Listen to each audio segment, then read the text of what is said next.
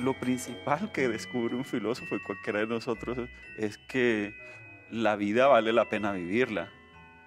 Y cuando ellos están haciendo esta pregunta, eh, a veces lo hacen de manera tangencial.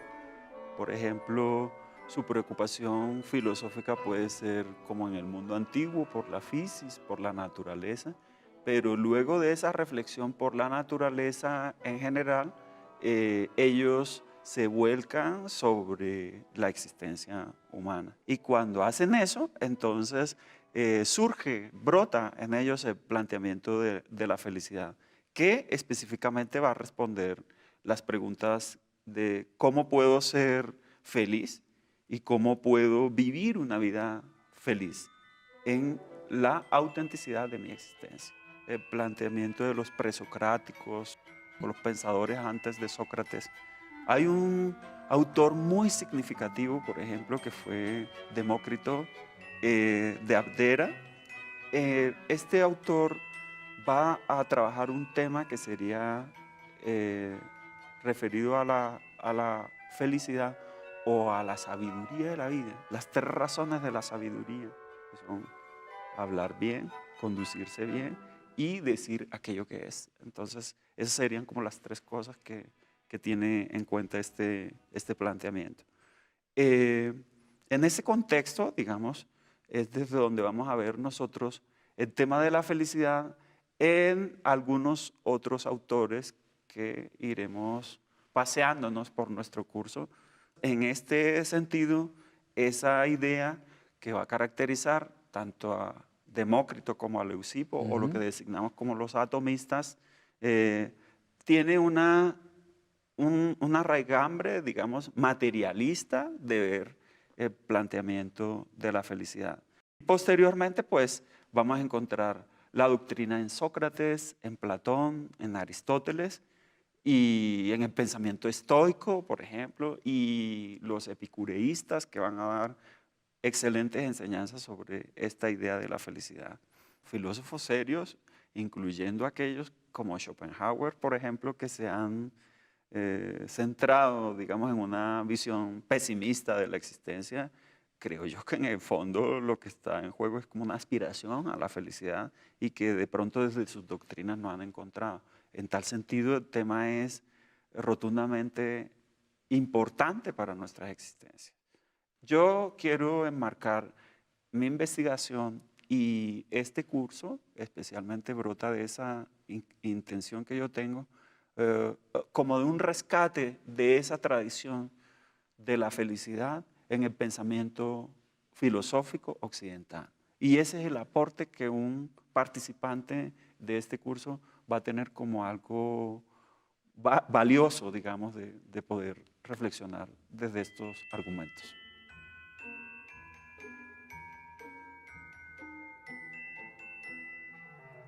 Vas a tener una gran enseñanza en el sentido de que vas a utilizar tu razón, todo tu pathos, como todo tu afecto para poder asimilar, digamos, cuáles serían esas buenas razones que tendrías para vivir tu existencia plenamente feliz y de esa manera conducir tu existencia. Entonces, porque yo creo que ser feliz es uno de los bienes más valiosos que nosotros como seres humanos tenemos. Te va a enseñar el curso a ubicar las diferentes dimensiones de tu existencia para que puedas disfrutarlas sin exigirle a ninguna de ellas más de aquello que ellas te pueden ofrecer.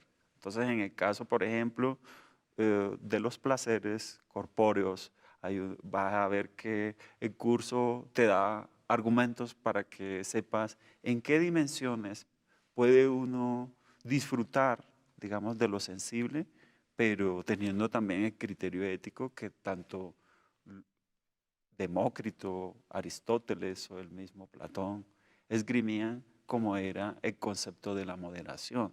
Entonces, ser moderado te permite a ti disfrutar de ese tipo de placer, pero también te dan la enseñanza de que eso no es definitivo, sino que hay otro tipo de placeres que tú puedes tener.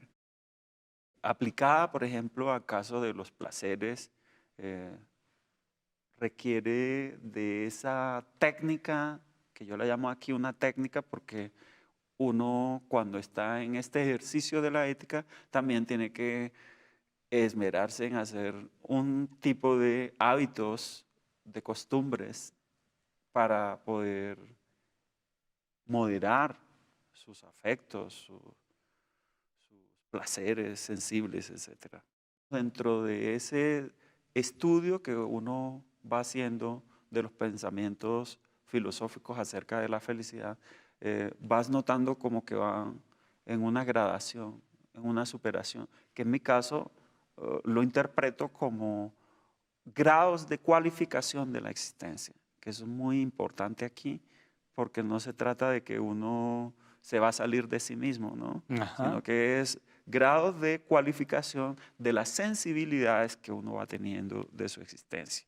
Entonces, desde esas reflexiones es desde donde en la filosofía vamos a encontrar los criterios que son útiles para nuestra vida práctica y de esa manera nosotros podamos enfrentar lo que yo llamo las adversidades de la vida, de la existencia, que llegan y que en la filosofía no se niegan.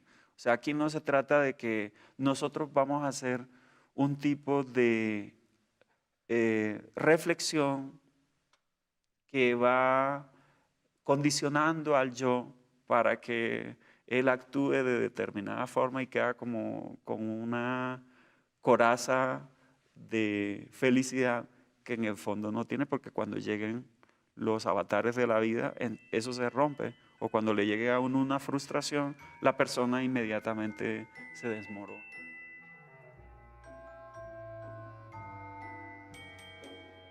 Está en relación con lo que es la naturaleza humana, en relación con el cosmos, con el universo, en relación con el tipo de acciones que tú tienes con los otros en la sociedad. Entonces, eso se constituye en un pilar fundamental para poder uno decir que vive una vida feliz. El curso de Ética de la Felicidad presenta estas reflexiones que son, a mi juicio, serias. Serias es porque no te está mintiendo respecto de la existencia.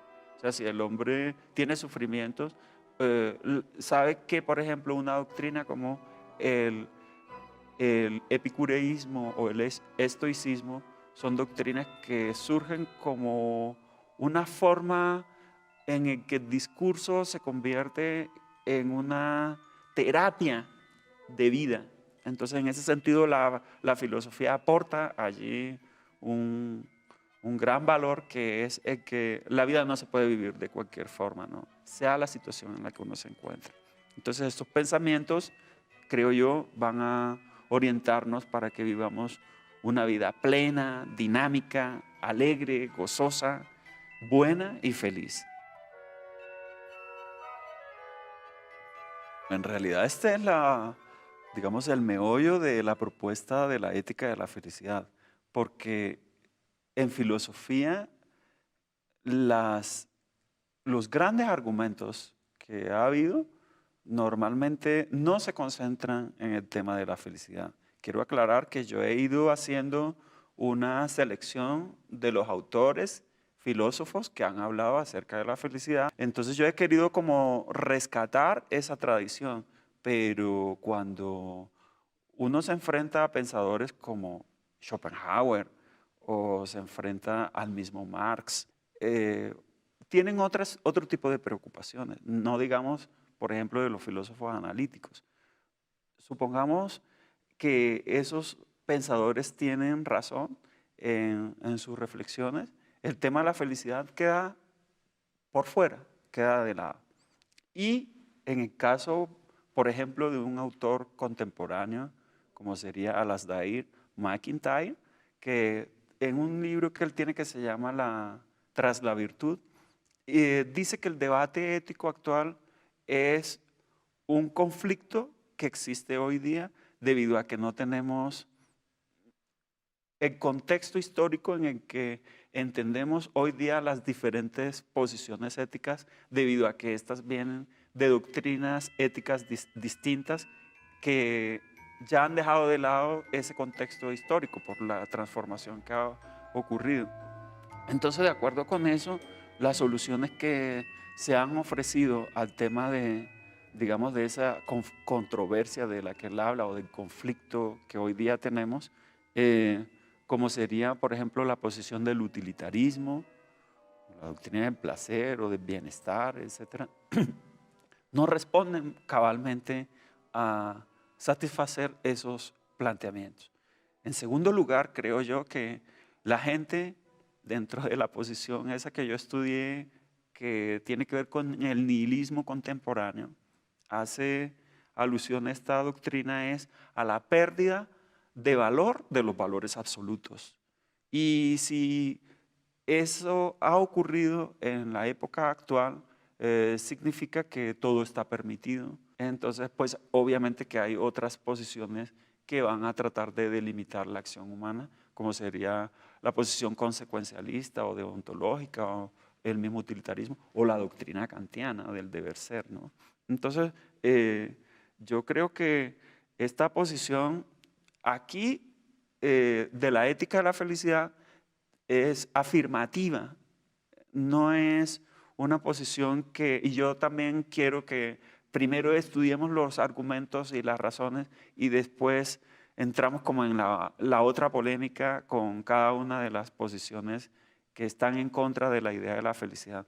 Pero sin duda yo creo que una vida que no se trate de vivir feliz, pues no vale la pena vivirse, ¿no?